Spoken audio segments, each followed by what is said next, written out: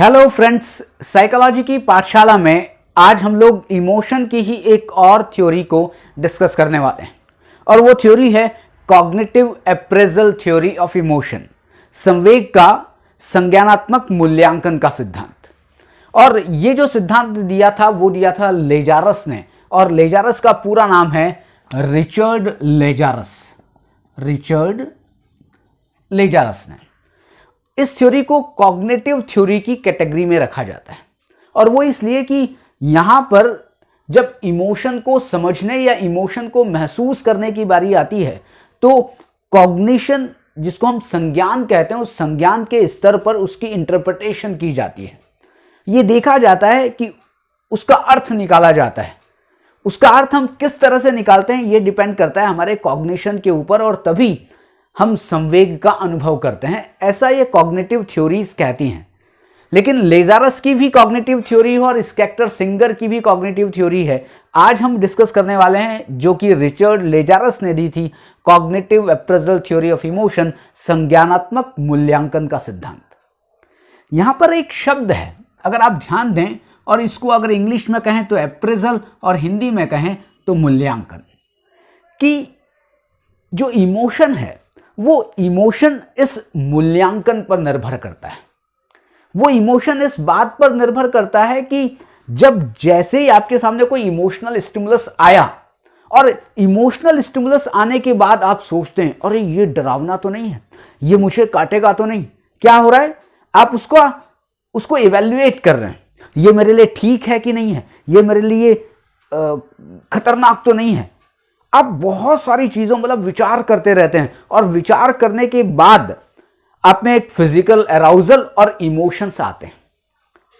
एक सामने से कुत्ता आया, और कुत्ता आया तो आपने तुरंत जैसे ही कुत्ते को देखा आपने इवैल्यूएशन शुरू किया, आपने अप्रेजल शुरू किया।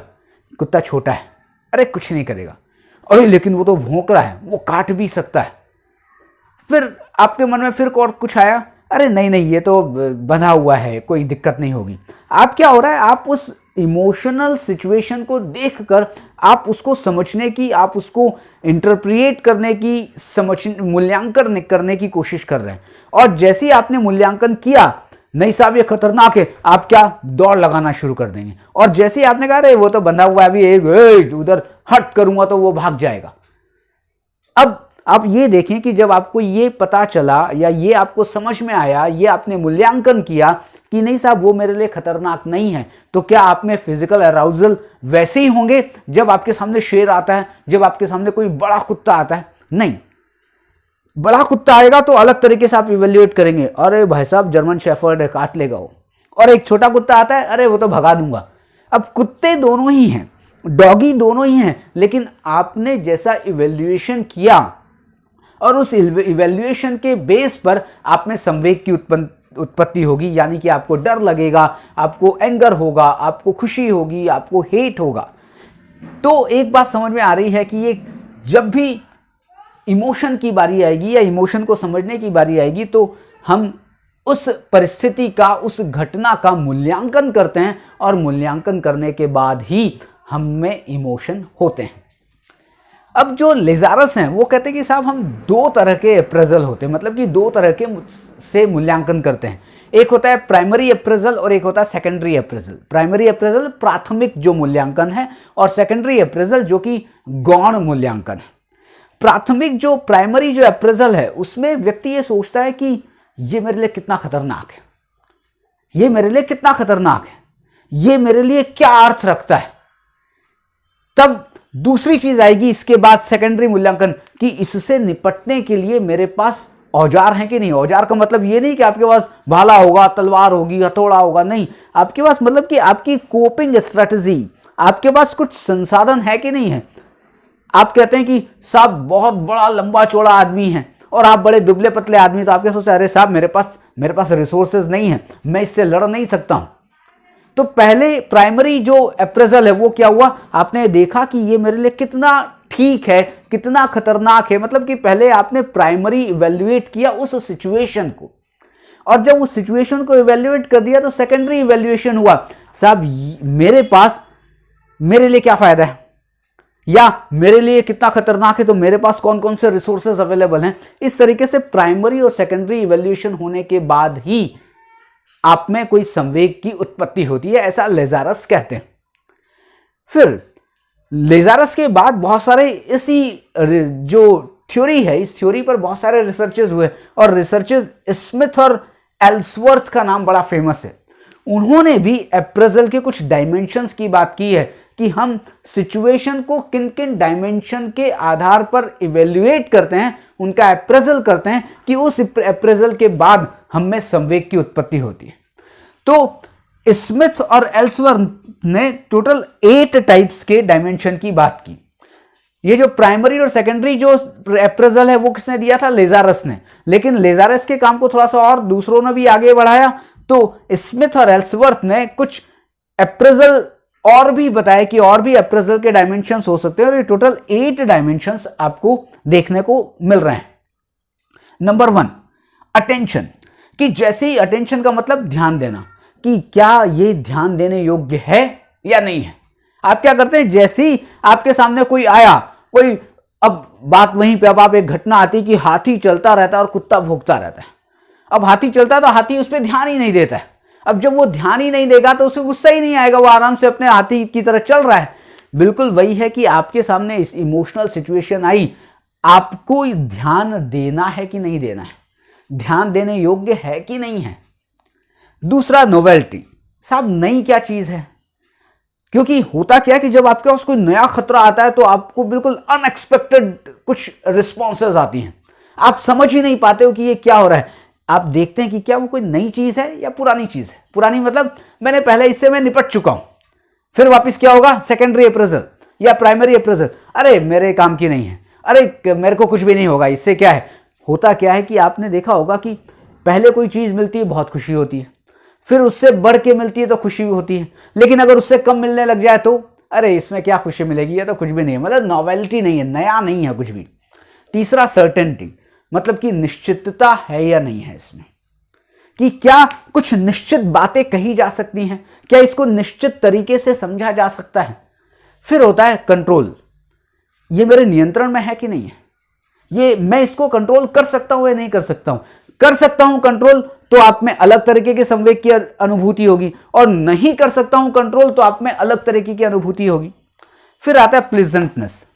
अब यहां पर यह है कि जो मेरे सामने जो इमोशनल स्टेट है, क्या ये मेरे पॉजिटिव कुछ चीजें, मुझे पॉजिटिव गोल पूरे हो सकते हैं मेरे, और नेगेटिव चीजें दूर हो सकती हैं क्या, इसे कहते हैं प्लीजेंटनेस। परसीव्ड ऑब्स्टेकल, कि कौन कौन सी बाधाएं हैं, कौन कौन से ऑब्स्टेकल हैं, आप उसको भी इवेल्युएट करते हैं। फिर आता है रिस्पॉन्सिबिलिटी एंड लेजिटमेसी। रिस्पॉन्सिबिलिटी और लेजिटमेसी का मतलब यह है कि ये जो घटना हो रही है, ये जो मैंने घटना देखी, उसके लिए रिस्पॉन्सिबल कौन है, और यदि रिस्पॉन्सिबल कौन है एक बात, और दूसरी चीज कि यदि वो घटना घटित हो गई तब उसका परिणाम कितना बड़ा होगा, वो परिणाम लॉजिकल होगा या नहीं होगा, वो परिणाम मेरे को कितना अच्छा या कितना खराब होगा, इसे कहते हैं रिस्पॉन्सिबिलिटी एंड लेजिटमेसी। फिर होता है एंटिसिपेटेड एफर्ट। एंटिसिपेटेड एफर्ट का मतलब है अब मुझे इसके हटाने के लिए या इसको लेने के लिए कोई प्रयास करना चाहिए।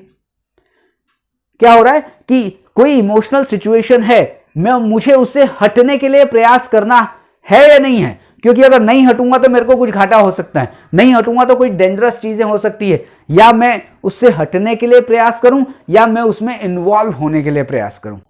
लेजारस ने अपनी इस थ्योरी को समझाने के लिए एक्सपेरिमेंट किया, या अपनी थ्योरी को प्रूव करने के लिए एक्सपेरिमेंट किया। लेजारस, एवरिल एंड ऑप्शन ने, इन तीनों ने मिलकर एक्सपेरिमेंट किया था। इन्होंने क्या किया कि एक सैंपल लिया और उस सैंपल को 3 ग्रुप में डिवाइड किया, ग्रुप ए, ग्रुप बी और ग्रुप सी।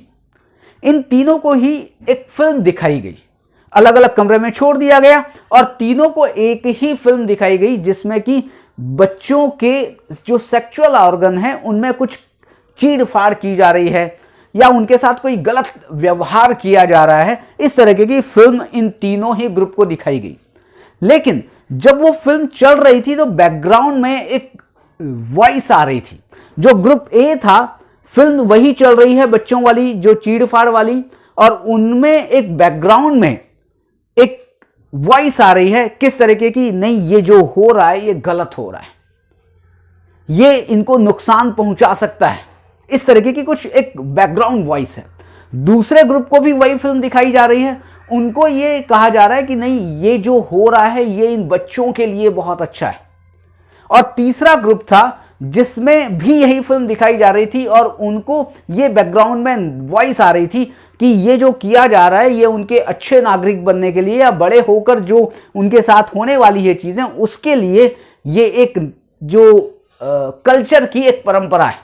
तो 3 ग्रुप थे, मूवी एक दिखाई गई, लेकिन तीनों को अलग अलग तरह से साउंड जो इफेक्ट्स थे, साउंड जो वॉइस थी वो दी गई। अब क्या हुआ, फिल्म एक है लेकिन जो पहला ग्रुप था जिसको ये कहा जा रहा था कि नहीं ये गलत हो रहा है, उनमें गुस्सा हुआ। लेकिन जो दोनों ही ग्रुप जिनको ये कहा गया था नहीं ये तो नॉर्मल सी चीजें हैं या ये कल्चर को बढ़ाने के लिए या कल्चर में एक अच्छे आदमी को पैदा करने के लिए चीजें की जा रही हैं, तो उनमें कोई भी संवेग उत्पन्न नहीं हुए। इससे एक बात समझ में आती है कि जो आपके चारों ओर जो भी चीजें हो रही हैं, आप उसको जिस तरह से देखते हैं, आप उसको जिस तरह से समझते हैं, वैसा ही आप में संवेग उत्पन्न होता है।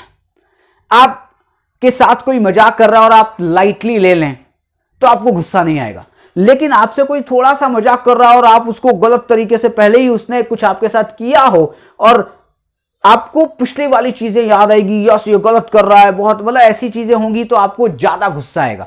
इसका मतलब है कि जो आप क्या विचार कर रहे हैं, आप उस सिचुएशन को कैसे इंटरप्रेट कर रहे हैं, आप उस सिचुएशन को कैसे इवेल्युएट कर रहे हैं, आप उस सिचुएशन को कैसे अप्रेजल दे रहे हैं, सही या गलत, अच्छा या खराब, कुछ भी अप्रेजल हो सकता है। यही थ्योरी है आपकी cognitive appraisal theory of emotion, जो कि रिचर्ड लेजारस ने दी थी। और ये कॉग्निटिव थ्योरी है, बस केवल आधे मिनट में मैं इसको समराइज कर देता हूं कि ये थ्योरी कहती है कि जब आपके सामने कोई इमोशनल सिचुएशन आती है, आप उसको देखकर आप सोचते हैं ये मेरे लिए कैसी है, ये मेरे लिए अच्छी है, खराब है, ये मेरे लिए खतरनाक है, ये मेरे लिए कैसा है, मतलब आप इवेल्युएट करते हैं। और इवेल्युएट करने के बाद ही आप में क्या होता है, आप में फिजियोलॉजिकल अराउजल होता है, और फिजियोलॉजिकल अराउजल होने के साथ साथ आप में इमोशन की अभिव्यक्ति आप में होती है। तो ये थी कॉग्निटिव अप्रेजल थ्योरी। नेक्स्ट फिर हम एक इमोशन की थ्योरी को डिस्कस करेंगे। तब तक के लिए आपसे मैं विदा लेता हूं, लेकिन इस वीडियो को आप लोगों तक शेयर करिए। इस चैनल को यदि आपने सब्सक्राइब नहीं किया है तो इस चैनल को सब्सक्राइब करिए। Thank you very much.